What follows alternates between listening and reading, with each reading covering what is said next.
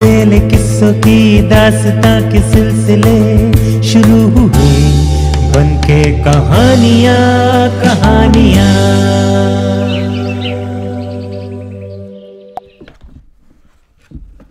मैं राजेश कुमार। आइए सुनते हैं आज की कहानी, जो समय के साथ न बदले। दो शिकारी जब सारा दिन जंगल में घूमते फिरते थक गए तो एक पुराने तालाब के किनारे आकर सुस्ताने लगे। एक साथी उस तालाब से पीने का पानी भरने गया तो उसने तालाब में तैर रही मछलियों को देखा। हष्ट पुष्ट और रंग बिरंगी मछलियों को देखकर उसके मस्तिष्क में तुरंत एक विचार कौंधा। वो पानी लेकर अपने साथी के पास पहुंचा। उसका साथी कोहनी पर सिर टिकाए लेटा था। वो भी एक पत्थर पर सिर रखकर उसके बगल में लेट गया। उसे खुश देखकर उसके साथी ने पूछा, क्या बात है बिहारी लाल, तालाब में हीरे मोती उठा लाया क्या, जो इतना खुश नजर आ रहा है? आज तो सुबह से कोई शिकार भी हाथ नहीं लगा, फिर इतना खुश क्यों है? भैया चंदू, पशु पक्षियों का शिकार न मिला तो क्या हुआ, जीव जंतुओं का ही शिकार सही, अपना काम चलना चाहिए। तुम कहना क्या चाहते हो? चंदू ने चौंक कर पूछा। कहना यह है कि जिस तालाब के किनारे हम लेटे हैं उसमें मछलियां भरी पड़ी हैं। जाल डालो और मछलियां पकड़कर शहर ले जाकर बेचो। पशुओं के पीछे पीछे भागने का क्या लाभ? बात तो तूने लाख रुपए की कही है बिहारी लाल, परंतु अब तो दिन ढल रहा है। कल सुबह से ही मछलियां पकड़ेंगे। आज की रात इन्हें भी सो लेने दो। ठीक है भाई, कल ही सही।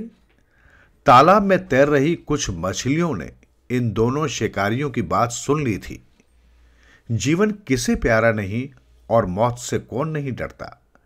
इन मछलियों को जब ये पता चला कि ये दोनों शिकारी उनकी जान के दुश्मन बन गए हैं तो वो अपने राजा मगरमच्छ के पास आई और उससे कहा, हे राजन, मौत हम लोगों के सिर पर मंडरा रही है, इसलिए रातों रात इस तालाब से निकलकर किसी दूसरे स्थान पर चलने का प्रबंध कीजिए। अभी अभी हमने दो शिकारियों की बातें सुनी हैं जो कल से हमारा शिकार करना आरंभ कर देंगे। मगरमच्छ मछलियों की बात सुनकर गंभीर हो गया और बोला, लगता है तुम पागल हो गई हो। क्या तालाब छोड़कर जाना इतना आसान है? सदियों से हमारे पूर्वज इस तालाब में रहते आए हैं।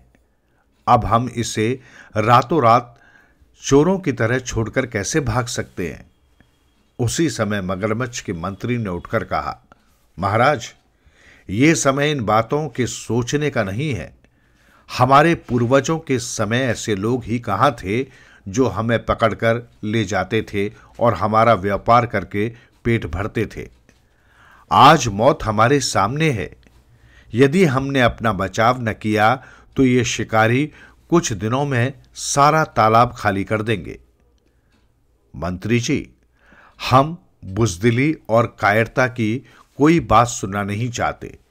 हम इस तालाब को छोड़कर नहीं जाएंगे, राजा ने क्रोध भरे स्वर में कहा। मंत्री ने फिर बड़े धैर्य से राजा को समझाते हुए कहा, देखिए महाराज, ये समय जिद करने का नहीं है। मौत को अपने सामने देखकर उससे बचाव न करना पागलपन ही कहा जाता है। हम लोग कछुओं की सहायता से दूसरे तालाब में जाकर फिर से नया संसार बसा लेंगे। ऐसा नहीं होगा। हम अपने पूर्वजों के साथ दगा नहीं कर सकते। यदि हमें जीना है तो इसी तालाब में ही जिएंगे। मौत भी यदि आनी है तो अपने ही देश की धरती पर अच्छी लगती है। मैं आप में से किसी को जाने से नहीं रोकता, परंतु मैं नहीं जाना चाहता, ना ही जाऊंगा, क्योंकि इस बात की कोई गारंटी नहीं कि कल को कोई मछुआरा उस तालाब पर धावा न बोलेगा। महाराज, कल की बात कल सोची जाएगी। समस्या तो आज की है। तुम चाहो कुछ भी कहो, मैं अपने पूर्वजों का तालाब नहीं छोड़ूंगा। राजा का दो टूक फैसला सुनकर मछलियों को निराशा हुई। वे सब आशापूर्ण नजरों से मंत्री की ओर देखने लगे। उन्हें पता था कि मंत्री बहुत बुद्धिमान है, वो बचने का कोई न कोई रास्ता जरूर निकालेगा। उसी समय मंत्री ने कहा, हे मेरी प्रिय प्रजा, हम लोग इस समय घोर संकट में फंस गए हैं। मौत हमारे सिरों पर मंडरा रही है।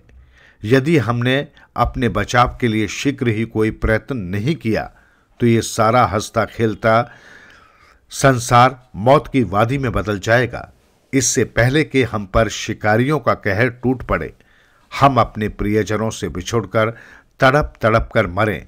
हम स्वयं ही कोई निर्णय लेने जा रहे हैं। शास्त्रों में कहा भी गया है कि हठी का संग अच्छा नहीं। अब आप सब मिलकर फैसला कर लें कि आपको जीवन की जरूरत है या मृत्यु की।